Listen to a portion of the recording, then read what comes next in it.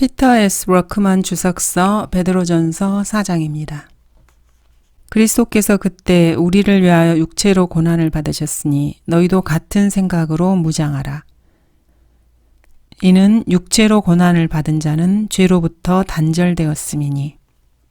무장하라는 말씀은 싸움터에 나가는 병사들에게 적합한 명령입니다. 이 명령이 그리스도인에게 주어지고 있습니다. 그리스도인이 무장한다는 말은 육체로 고난받을 각오를 하고 그 준비를 갖추는 행동입니다. 그리스도인은 싸움터에 임한 한 사람의 병사입니다. 이제 육체로 고난을 겪게 될 것입니다. 잘못하면 그 고난을 견디지 못하고 끝내 적에게 무릎을 꿇게 될지도 모릅니다. 그렇기 때문에 단단히 무장을 해야 합니다. 그리스도인은 누구와 싸워야 합니까? 다음 2, 3절에 분명하게 드러납니다. 그리스도인이 궁극적으로 대적해야 될 것은 마귀입니다. 마귀 역시 마귀대로 치밀한 전략으로 자신의 군사들을 앞세워 그리스도인들에게 덤벼옵니다. 그러므로 그리스도인들은 마귀의 전략이 무엇이고 누가 그의 군사들인지를 똑바로 알고 식별해야 합니다. 베드로전서는 그리스도의 고난이 그 중심 주제입니다. 그리스도인이 이 땅에서 어둠의 골짜기를 통과하며 살아가는 동안에 온갖 어려움과 역경들에 처하게 마련입니다. 하나님의 사람들이 고난을 겪으면서 인생의 여정을 걸어가지 않으면 안 된다는 것을 중심 주제로 다루고 있습니다. 그런 책들에는 욥기가 있고 시편 그리고 베드로전서입니다. 시편처럼 아름다운 책이 그리스도인들을 가차없이 땅바닥에 내던지고 한 줌의 재가 되는 고통스러운 처지에 몰아넣는다는 것은 참으로 놀라운 일입니다. 그리스도인들은 시편을 읽는 동안 머리를 쥐어뜯으면서 고통의 몸부림만 치고 읽지는 않습니다. 그렇게 하다가는 아주 싫고 고통스러운 책이 됩니다. 오 하나님 나를 도우소서. 그들이 나를 괴롭힙니다. 그들이 나를 조롱합니다. 오 주여 나를 도우소서. 주님의 도우심을 더 이상 기다릴 수 없을 만큼 제가 너무나 절박합니다. 주님 언제까지 이렇게 늦추시겠습니까? 주님께서는 무엇을 기다리고 계십니까? 고난 속에 있는 인간의 하나님을 향한 절규와 애절한 호소에만 마음을 뺏기게 되면은 시편의 큰 의미가 반감됩니다. 시편을 읽으면서는 그리스도의 재림을 봐야 하고 적그리스도를 발견해야 합니다. 그리고 땅의 기초가 놓이기 이전부터 하나님께서 정해 놓으셨던 시대적 경륜을 파악해야 합니다. 그리고 시편 속에서 구원의 영원한 보장을 찾아내야 하고 그 외에 여러 가지 교리들을 찾아내야 합니다. 그런 것 없이 절박한 마음으로만 인간의 고통을 본다면은 시편의 의미가 크게 축소될 것입니다. 하나님의 도우시는 손길을 애타게 기다리면서 온갖 고난 속에서 몸부림치다가 애타는 인간의 모습만을 보고 고뇌하고 고난의 골짜기 저 너머에서 하나님께서 예비해 놓으신 것을 발견하지 못하면은 시편이야말로 처음부터 끝까지 아주 따분하기 짝이 없는 책이 됩니다. 넘어지고 일어서기를 반복하면서 이 고난의 골짜기를 계속 걸어가다 보면은 어느 사이에 고난의 의미를 깨닫게 됩니다. 그리고 그 고난의 결과를 보게 됩니다. 고난의 골짜기 저 너머에 있는 것을 마침내 발견하고 기뻐하게 되며 하나님을 찬양하고 영광을 돌리게 됩니다. 시편을 읽을수록 점점 더 그 책에 빨려 들어가게 되는 이유가 바로 이것입니다. 베드로전서 역시 시편처럼 고난을 중심으로 한 주제를 다루고 있습니다. 그러나 거기서 끝나지 않고 그 고난 저 너머에 있는 이야기가 있다는 점에서 우리는 이 책에 더 마음이 끌리게 됩니다. 이는 육체로 고난을 받는 자는 죄로부터 단절되었음이니. 두 가지로 적용해 볼 수 있습니다. 하나는 그리스도께서 스스로 죄가 되셔서 육체로 고난받으시고 피 흘려 죽으심으로써 인간과 죄와의 관계를 종결지으셨다는 의미로 받아들일 수 있습니다. 죄의 문제를 말끔히 처리하신 그리스도의 고난에 이 구절을 적용해 볼 수 있습니다. 그러나 그 이상의 위대한 영적 진리 역시 내포하고 있습니다. 사람이 육체로 고난을 받게 되면은 10 중에 9은 죄에서 손을 떼게 됩니다. 특히 그리스도인의 경우가 그렇습니다. 쉽게 생각해 보도록 하겠습니다. 지금 여러분이 몸이 아파서 꼼짝 못하고 병상에 누워 있으면서 죽음을 생각하고 있다고 한번 생각해 봅시다. 그러면 어쩔 수 없이 마음속에서 이제 죄는 그만 지어야지, 악한 죄를 청산해야지, 더러운 모든 생각들을 씻어내야지, 이렇게 생각할 수밖에 없습니다. 구원받지 못한 죄인이라면은 죽을 병에 걸려 누워 있으면서도 이를 갈면서 누군가를 계속해서 저주하고 악한 생각을 여전히 품고 있을지도 모릅니다. 하지만 최소한 그리스도인이라면은 절대로 그러지는 않을 것입니다. 거듭난 그리스도인이라면은 병상에 누워서 하나님께 간절히 기도할 것입니다. 고난은 그리스도인에게 참으로 놀라운 영향을 끼칩니다. 고난과 역경을 통과하는 동안에 그리스도인들은 참으로 정결하게 됩니다. 이것이 고난의 고유의 기능이요 놀라운 효과입니다. 그리스도인이 고난에 처해 있으면은 그 고난이 크면 클수록 그만큼 마음속이 더 후련하게 비어지는 것을 보게 됩니다. 그리스도인 같은 경우에는 몸에 병이 생기면 먼저 자신이 무슨 죄를 지었는지부터 돌아보고 주님께 죄를 자백하고 용서를 빌 수밖에 없습니다. 러크만 목사님도 역시 위장병에 걸린 적이 있으셨는데 본인이 병들었다고 생각하는 순간에 주님께 죄를 자백하고 주님의 용서를 빌 수밖에 없었습니다. 그것이 바로 그리스도인이 할 수 있는 일이고 그 외에는 병이 들었을 때 다른 것을 강구할 그런 의욕도 들지 않습니다. 이렇게 며칠을 죄를 자백하고 났더니 러크만 목사님께서는 자신 안에 티끌 하나 없이 깨끗하게 죄들이 비어있는 것을 알게 되었습니다.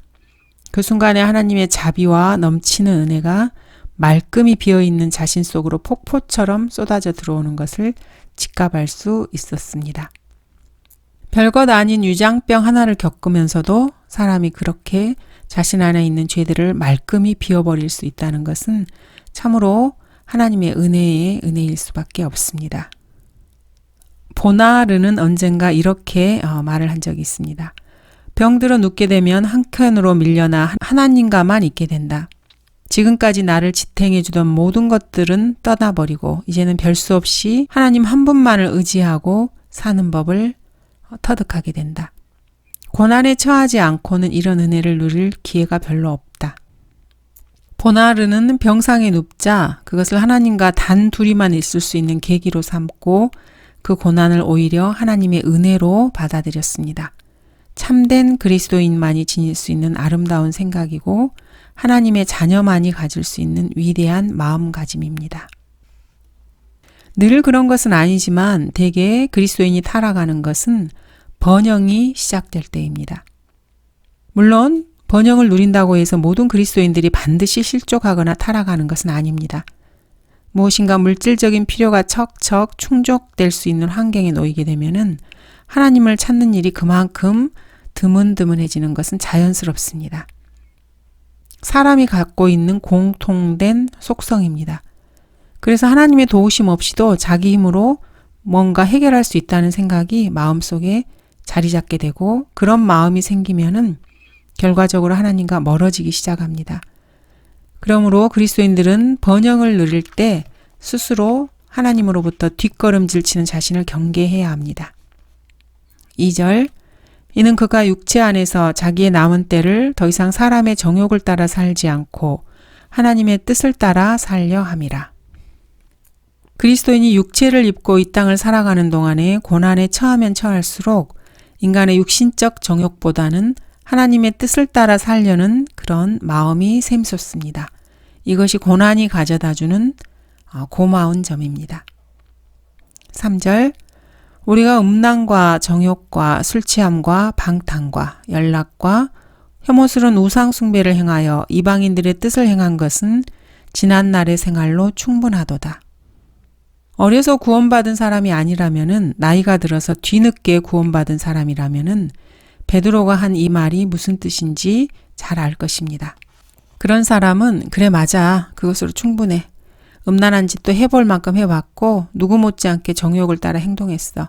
나만큼 술을 많이 먹고 나만큼 방탕해본 사람도 아마 없을 거야. 내가 지난날에 이런 삶에 빠져 있었고 얼마나 혐오스러운 우상 숭배에 젖어 있었는지. 나는 정말로 하나님의 원수였어. 이렇게 스스로 반성하게 됩니다. 이제는 그리스도인으로서 이런 모든 가증스러운 것들을 끝내야겠다고 다시 한번 다짐을 하게 됩니다. 죄는 한 번으로 족합니다. 죄는 2번 반복할 것이 못 됩니다. 죄는 이미 지나간 과거의 일로 끝내야 합니다. 죄는 그것으로 충분합니다. 그리스도인은 그리스도께로부터 난 새 사람입니다. 그런데 어떻게 옛 사람으로 되돌아갈 수 있겠습니까? 그리스도인이 아니라 해도 온갖 죄들로 물들어 있던 과거를 그리워할 사람은 아무도 없습니다. 지난날의 죄는 그것으로 잊어버리고 더는 생각하고 싶지 않은 법입니다. 지난날의 음란한 행위, 방탕, 혐오스러운 일들을 되살리면서 그것을 자랑스럽게 생각하고 그리워하고 그때가 참 좋았어 이렇게 생각하는 사람은 아무도 없을 것입니다. 음란과 정욕과 술취함과 방탕과 연락과 혐오스러운 우상숭배 이런 것들은 정말로 지난날의 생활로 충분합니다. 여기서 음란이라는 단어는 지나치게 육신적이라는 말입니다. 이것은 정욕 이상의 것으로 정욕도 해서는 안 되는 생각과 행위를 포함하고 있지만은 음란은 그 이상으로 포르노 수준까지 극단적으로 더럽고 고약한 그런 육신적 타락 행위를 포함하고 있습니다. 방탕이나 연락 이런 것들은 크리스마스 파티나 망년회, 신년 축하 파티 이런 것들을 열어서 질타하게 먹고 마시는 육신적 쾌락 행위를 말합니다. 이런 환락 파티를 보면은 거기 모인 사람들은 하나같이 제대로 된 사람이 없어 보입니다. 쾌락을 즐기는 자들은 모두 마귀의 자녀들입니다.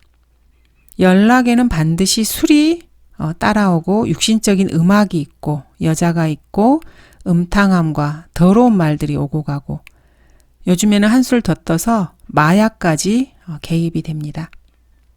연락을 주최하는 자는 마귀입니다. 거기에 앉아있는 자들은 마귀에게 초대받은 자들입니다. 이들은 마귀가 공급하는 범죄의 영들로 재충전되어 있어서 더 큰 범죄를 마음에 품고 거기에 초대받은 사람들입니다. 요즘은 연락이라는 말보다 연애라는 말을 더 좋아합니다.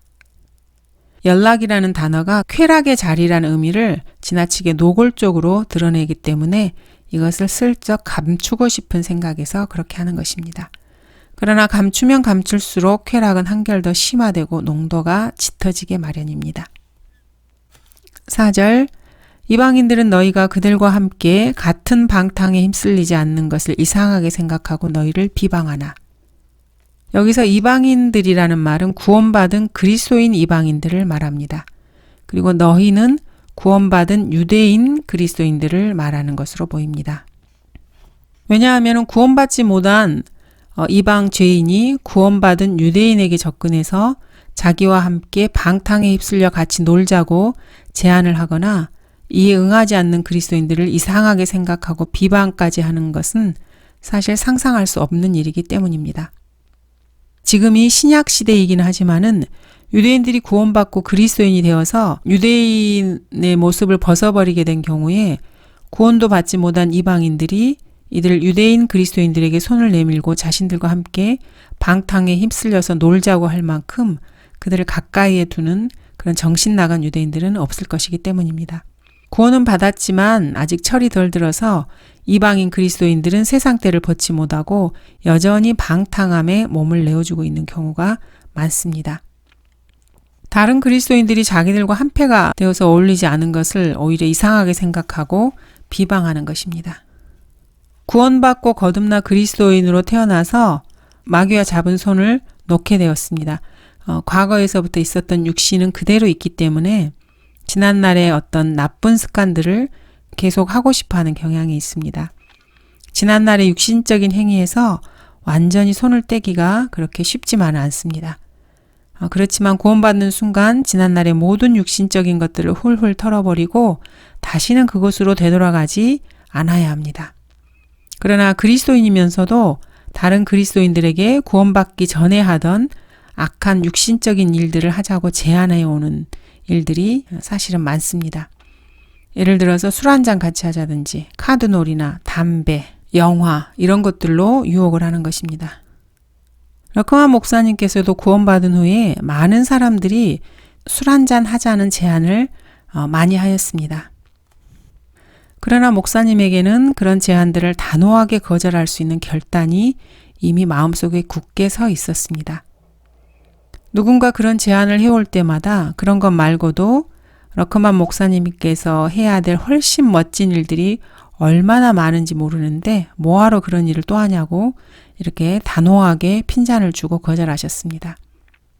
한 번은 어떤 사람이 술을 권했을 때 그에게 진지하게 구원 간증을 들려주고 거절하신 적이 있습니다. 그때부터 그 사람은 겁을 집어먹고 다시는 술자리에 러커만 목사님을 초대하는 일 따위는 하지 않았습니다.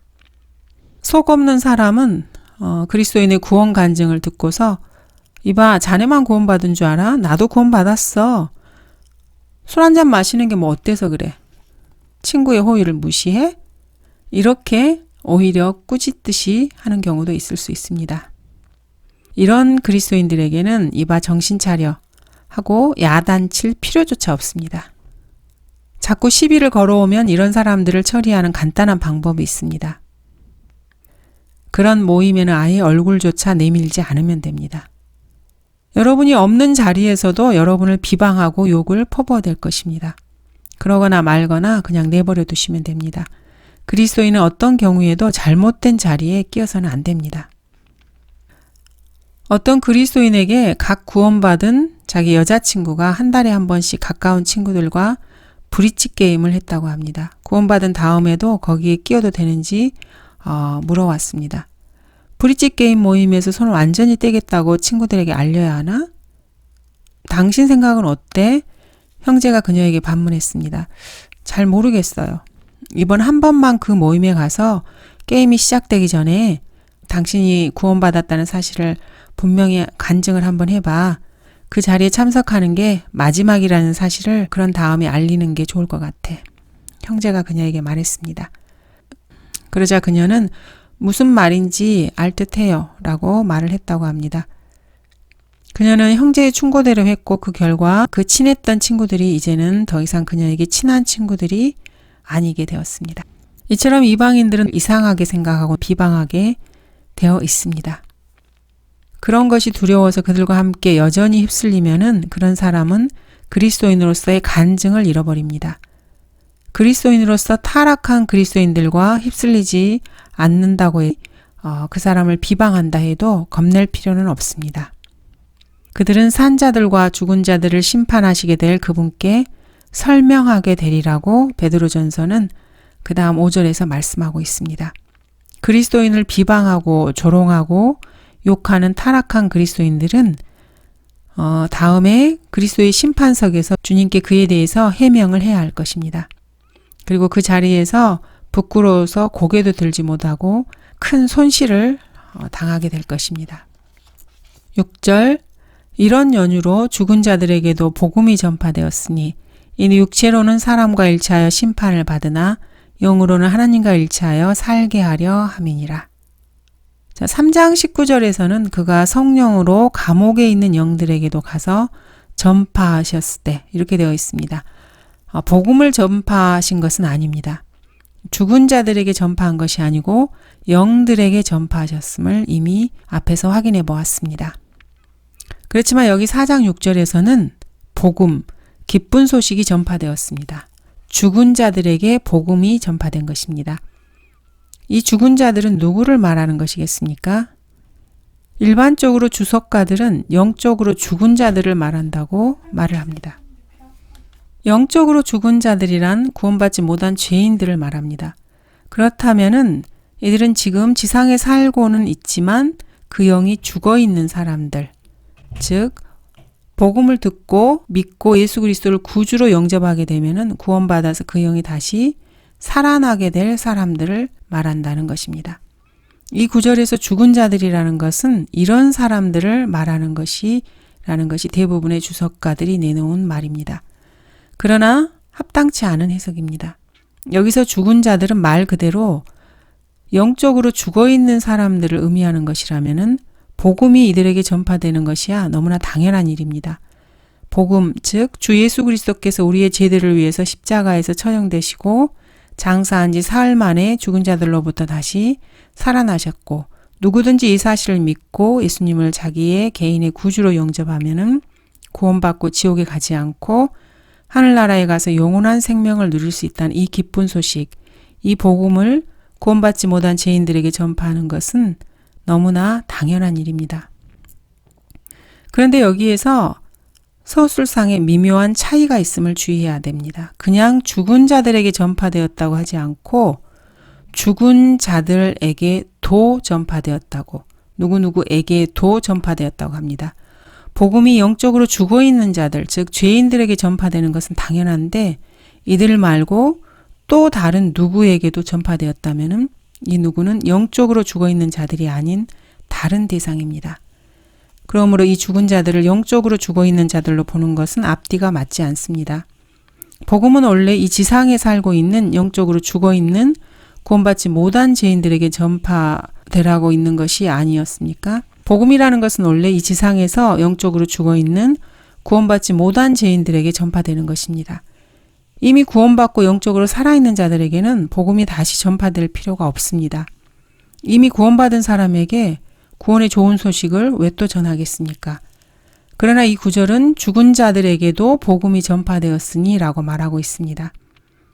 영적으로 죽어있는 죄인들 말고 다른 어떤 자들에게 복음이 전파되었다는 것입니다. 그렇다면 여기서 이 죽은 자들은 말 그대로 죽어서 지하 어딘가에서 있는 자들을 말하는 것입니다. 그리스도께서는 지상 사역 기간 동안에 세상에 살고 있는 죄인들에게 복음을 전파했을 뿐만 아니라 갈보리에서 죽으신 직후 부활하시기 전까지 사흘낮 사흘밤 동안에 지하세계로 내려가셔서 지하세계 어딘가에 들어가 있으셨습니다. 그리고 죽은 자들에게도 복음을 전파하셨습니다. 먼저 우리는 예수 그리스도께서 십자가에 처형되신 후에 부활하시기 전 그 몸이 장사되어졌던 사흘 동안에 지하세계에 다녀오셨다는 것을 성경에서 분명히 밝히고 있음을 알아야 합니다. 그러므로 말씀하시기를 그가 위로 올라가실 때 사로잡힌 자를 사로잡아 갔고 사람들에게는 은사를 주셨다고 하셨느니라. 따라서 그가 올라가셨다는 것은 그가 땅의 더 낮은 부분들로 먼저 내려가셨다는 것이 아니고 무엇이냐. 내려가셨던 그가 모든 하늘들 위로 올라가신 바로 그분이니 그가 모든 것을 충만케 하시려 함이니라. 땅의 더 낮은 부분들은 땅 밑 어떤 곳을 말합니다. 예수님께서는 지하세계에 내려가셔서 아브라함의 품인 낙원에만 다녀오신 것이 아니라 고통의 장소라고 불리는 지옥에까지 다녀오셨다는 사실을 아셔야 합니다. 그리스도께서는 땅의 더 낮은 부분들로 내려가셔서 불꽃 가운데서 고통을 받는 지옥까지 다녀오셨기 때문에 그분께서 사람의 죄들을 그곳에다가 내려놓으셨고 이로써 죄들을 말끔히 처리하고 오셨습니다. 그래서 그리스도께서 두 번째 오실 때에는 죄 없이 나타나시리라고 성경은 말씀하고 있는데 그 이유가 바로 여기에 있습니다. 예수님께서 모든 죄들을 담당하고 가셨다는 것은 분명합니다. 그런데 예수님께서 다시 오실 때 죄 없이 나타나실 것입니다. 그렇다면 그 죄들을 다 어디다 갖다 버리셨겠습니까? 지옥 외에 죄들을 어디다 버릴 곳이 있겠습니까? 그렇습니다. 주님께서 담당하셨던 우리의 모든 죄들은 지옥으로 옮겨졌습니다. 그리고 현재까지 그대로 지옥에 갇혀 있습니다. 그 죄들은 장차 불못으로 옮겨지게 될 것입니다. 예수 그리스도께서는 우리의 죄들을 지고 가셨습니다. 그것을 그냥 지고 계신 것이 아니라 지옥으로 옮겨 거기에 다 쏟아 놓으시고 지옥의 문들을 꼭 걸어 잠그셨습니다. 이렇게 하기 위해서 예수님께서는 스스로 저주가 되셨고 죄가 되셨습니다. 주의 혼이 지옥에 버려지지 아니하였으며 또 주의 육신도 썩어짐을 보지 아니하였다고 성경은 말씀하십니다. 즉 주님의 몸이 무덤에 그대로 있었던 것이 아닙니다. 그분의 혼이 지옥에 그대로 있었던 게 아닙니다. 다시 나오셔서 몸으로 부활하셨습니다. 몸이 일으켜지신 것입니다. 주님께서는 죄들만 지옥에 가두어 두시고 자신은 자유롭게 지옥에서 나올 수 있었습니다. 이는 예수님께 지옥의 문들을 열고 잠글 수 있는 열쇠가 있었기 때문입니다. 지하세계로 내려가셨던 주님께서는 먼저 지옥으로 가셨습니다. 자, 이 지옥은 수올이라고도 하고 하데스라고도 합니다. 아브라함의 품은 이 수올, 하데스라고 하는 지옥 옆에 따로 있습니다. 주님께서는 지옥의 죄들을 내려놓으신 다음에 그 문들을 단단히 걸어 잠그시고 아브라함의 품으로 가셔서 거기에 있는 구약 성도들을 만나 그들에게도 복음을 전파하셨습니다. 이것은 그들도 육체로는 사람과 일치하여 심판을 받으나 영으로는 하나님과 일치하여 살게 하려는 목적에서였습니다. 주님께서는 구약 성도들이 모르고 있었던 그리스도의 죽으심과 장사되심과 부활에 대한 복음을 구약 성도에게 전파하신 것입니다. 여기 베드로전서 4장 6절에 죽은 자들이란 바로 이 낙원에 가 있던 복음을 듣지 못한 구약 성도들입니다. 갈보리 이후에 주님께서는 이들에게 가셔서 복음을 전해 주셨습니다. 나는 어린 양이다. 나는 너희 죄들을 위해서 희생 제물로 드려졌다. 이제 모든 것이 다 이루어졌다. 자, 나와 함께 가자. 낙원에 있던 구약 성도들의 혼은 이 기쁜 소식을 처음 듣게 되었습니다. 구약 성도들은 물론 구원받은 혼들이었지만은 주님께서 이렇게 기쁜 소식을 갖고 자기들을 데리러 오실 때까지 낙원에 잠시 머물러 있어야 한 것입니다. 구약 시대에는 복음을 한 번도 들은 적이 없었기 때문에 죽어서 그들의 혼이 일시적으로 낙원에 머물러 있으면서 주님께서 데리러 오시기를 기다리고 또 기다렸던 것입니다. 갈보리 직후에 주님께서 바로 여기 땅 아래로 내려오셔서 지옥에 들러서 죄들을 다 가두어 놓으신 다음에 그 다음에 낙원에 들러서 죽은 자들, 즉 구약 성도들에게 복음의 기쁜 소식을 전파하셨습니다. 그리고 여기 아브라함의 품에 사로잡혀 있던 그 구약 성도들을 하늘로 다시 사로잡아 가셨습니다. 예수님께서는 이처럼 자신이 죽으신 후 지옥에 다녀오실 일에 대해서 요나의 표적을 통해 유대인들에게 일찍이 보여주셨습니다. 악하고 음란한 세대가 표적을 구하나 선지자 요나의 표적밖에는 줄 표적이 없도다. 요나가 사흘 낮과 사흘 밤을 고래 뱃속에 있었듯이 인자도 그처럼 사흘 낮과 사흘 밤을 땅의 심장 속에 있을 것이라. 갈보리 사건 이후 지하 세계로 가는 여행에 대해서 참으로 선명하게 묘사하고 있습니다. 주님께서는 지옥에 문들이 있다는 사실도 보여주셨습니다. 이 반석 위에 내가 나의 교회를 세우리니 지옥의 문들이 그것을 이기지 못하리라. 지옥에는 문들이 있습니다. 이 문들이 아무리 크게 입을 벌려도 주님의 교회를 당해내지 못합니다. 주님께는 이 지옥의 문들을 열고 닫을 수 있는 열쇠가 있습니다. 나는 살아있는 자며 죽은 자였으나 보라 영원 무궁토록 살아있노라. 아멘. 또한 내가 지옥과 사망의 열쇠들을 가졌노라. 그리스도께서는 열쇠를 갖고 계십니다. 이 열쇠들은 어떤 문들을 열고 닫는 데 사용됩니다. 이 문들은 땅의 심장 깊은 곳에 있는 지옥의 뱃속으로 통하는 문들입니다. 이 문들을 열고 들어서면은 거기에 누군가가 죄수로 갇혀 있습니다. 주님께서는 이 지옥의 문들을 열고 그 안에 들어가셔서 다시 나오셨고 그 문들을 단단히 잠가 두셨습니다. 지옥은 감옥입니다. 그래서 빗장이 있고 그것을 잠그기만 하면은 아무도 빠져나오지 못합니다. 고래 뱃속에 들어가서 지옥을 체험한 요나는 거기에 빗장들이 있다고 하였습니다. 내가 산들의 밑바닥까지 내려갔더니 땅이 그 빗장들로 영원토록 나를 막았나이다. 그러나 오 주 나의 하나님이여 주께서 내 생명을 부패함에서 건져내셨나이다. 그러나 주님께서는 이 지옥의 문들과 빗장들을 여닫을 수 있는 열쇠를 갖고 계십니다. 그래서 자유롭게 출입하실 수가 있습니다. 예수 그리스도께서 십자가에서 처형되신 후에 세상의 모든 죄들을 짊어지시고 지옥에 가셔서 마치 청소차가 쓰레기 하치장에 온 쓰레기를 다 쏟아놓듯이 모든 죄들을 거기에다 쏟아버리셨습니다. 그리고 빗장을 단단히 걸고 다시 나오셔서 부활하셨습니다. 이런 이야기를 하면은 황당하게 느끼는 사람들이 있습니다. 그러나 이것이 바로 성경에서 말씀하시는 바입니다. 성경은 이 세상에서 가장 황당한 내용들을 담고 있는 책입니다. 참으로 황당합니다. 이것은 인간의 짧은 지식과 제한된 시각으로 보았을 때 그렇다는 것입니다. 하나님의 입장에서는 전혀 황당한 일이 아닙니다.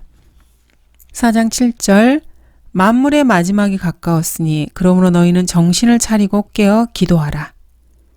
이 구절은 재림 관련 구절입니다. 바울 역시 그리스도의 재림과 관련해서 마지막이 가까웠다 이렇게 유사한 표현을 쓰고 있습니다. 밤이 많이 지났고 낮이 가까웠느니라 이렇게 말하기도 합니다. 다시 오실 주님께서 바로 문 앞에 이르렀음을 말하는 것입니다. 8절 무엇보다 서로 뜨겁게 사랑하라. 이는 사랑이 허다한 죄들을 덮기 때문이니라. 여기서의 사랑은 영어로 love가 아니라 고린도전서 13장의 charity입니다. 그리스도인 안에서 형제가 된 사람들을 사랑하게 되면은 형제들의 죄들을 너그럽게 눈 감아주게 됩니다. 그들의 죄들을 들먹거리는 일을 삼가하게 됩니다. 그래서 사랑은 허다한 죄들을 덮습니다. 선한 동기에서 우러난 사랑일 경우에는 그렇습니다. 여러분이 그리스도인이라면 이런 선한 동기로 형제들을 사랑하고 허다한 죄들을 덮어준다는 것은 지극히 정상적이고 온당한 일입니다. 여러분이 형제들의 죄들을 제거하고 깨끗하게 해주는 것은 물론 아닙니다. 그저 덮어줄 뿐입니다. 죄에 대해서는 어떤 형태로든지 그 대가를 당사자가 반드시 치르게 되어 있습니다. 죄는 죄를 지은 사람과 하나님 사이에서 해결할 문제입니다. 그렇기 때문에 여러분들이 들춰낼 필요가 없고 그냥 하나님께 맡겨두면 됩니다. 이렇게 하려면 형제들을 사랑해야 됩니다. 뜨겁게 사랑해야 한다고 베드로는 말합니다.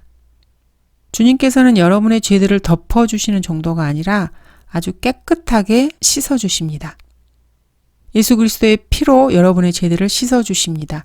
여러분이 죄들을 자백할 때 그리스도께서 갈보리에서 흘려놓으신 그 피가 그 죄들을 깨끗하게 씻어줍니다.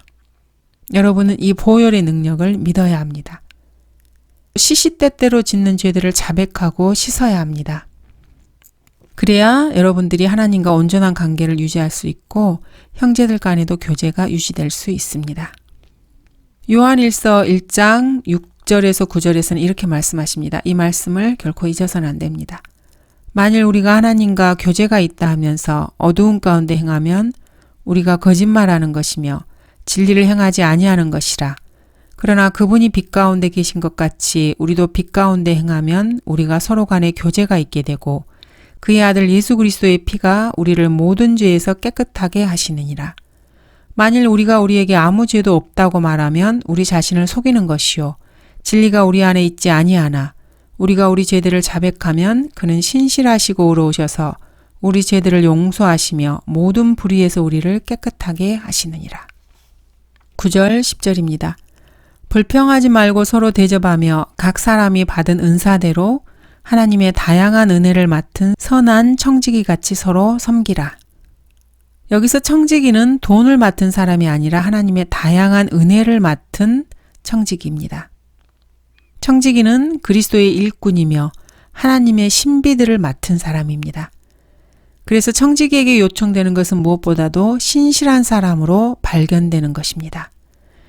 여기서 청지기에게 맡겨진 하나님의 신비는 7가지 신비를 말합니다.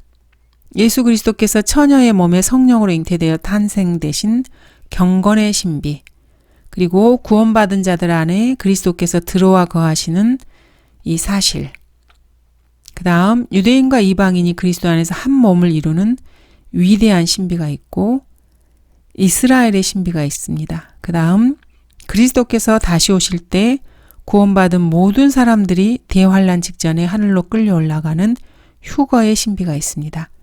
그리고 적그리스도를 둘러싼 불법의 신비가 있고 마지막으로 큰 바벨론, 땅의 창녀들과 가증한 것들의 어미와 관련된 신비가 있습니다. 청지기에게 이런 7가지 신비들이 맡겨진 것은 이것을 양무리에게 가르치라고 맡겨진 것입니다. 이 신비들은 말 그대로 신비이기 때문에 인간의 모든 논쟁을 뛰어넘는 것입니다. 이 신비들은 성경을 통해서 계시되는 하나님의 진리들이기 때문에 인간이 이러쿵저러쿵 논할 문제가 아닙니다. 오늘날 자유주의자들 뿐만 아니라 현대적 감각을 가졌다는 목사들 대부분이 이 신비들을 가르치고 설교할 줄 모릅니다. 이들은 청지기로서의 사명을 다하지 못하는 것입니다. 그들은 청지기에게 요청되는 것은 무엇보다도 신실한 사람으로 발견되는 것이라는 이 필수 요건이 결핍되어 있습니다. 그러므로 그들은 청지기가 아닙니다.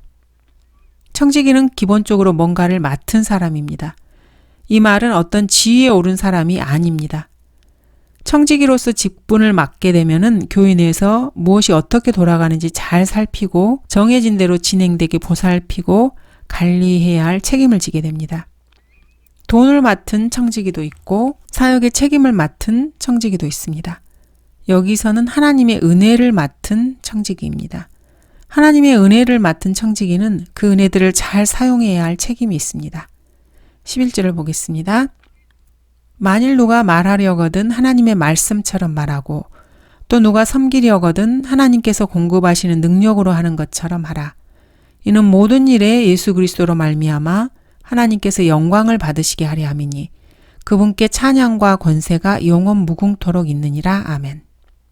하나님의 은혜를 맡은 청지기가 말하는 은혜를 맡았을 경우에 그 청지기는 성경을 통해서 하신 하나님의 말씀에 따라 말을 하고 글을 써야 합니다. 그 은혜를 잘 사용하는 청지기는 그렇습니다. 또 사역자로서 섬기는 은혜를 맡은 청지기는 자신의 능력이나 다른 사람의 능력으로 사역을 이끌어가지 않고 하나님께서 공급하시는 능력으로 이끌어가야만 은혜를 잘 사용하는 청지기입니다. 하나님께로부터 말하는 은혜를 받은 사람이 복음을 전파하고 진리를 선포하며 성경을 가르치고 강론하고 책을 쓸 때 그 은혜를 가장 잘 사용할 수 있는 첫째 요건이 바로 바른 성경을 믿는 것입니다. 아무리 열심히 전파하고 선포하고 가르쳐도 잘못된 역본들이나 개역 개정판 이런 것들을 쓰고 있으면은 이것은 하나님의 은혜를 저버리는 것입니다. 하나님의 영감으로 주어지고 하나님의 섭리로 보존된 유일한 성경은 영어는 킹제임스 성경, 한글은 한글 킹제임스 성경입니다. 이 시대의 학자들이 성경에 대해서 어떤 생각을 가지고 있고 어떤 입장을 취하고 있는지 한번 살펴보도록 하겠습니다. 오늘은 여기까지 하겠습니다. 감사합니다.